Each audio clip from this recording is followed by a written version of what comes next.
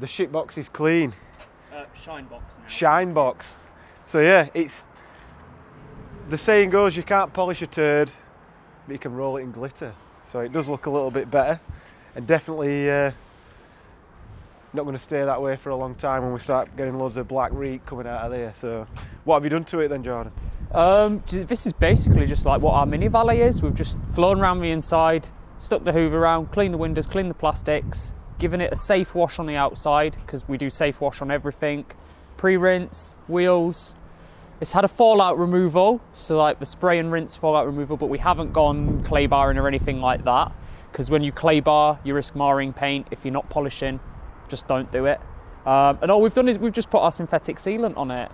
As I was showing Ryan earlier, he might or might not tell you a bit more about it in the future. Wet car, spray it on, rinse it off, and it beads like it's been ceramic coated. And well, there's your results. They speak for themselves. Sweet. So hopefully Misha keeps it clean and tidy, but no amount of washing is going to fix all these blemishes. But yeah, I think he'll be happy with it anyway. And yeah, if you need your car cleaning and you're not in Germany, the detailing doctor.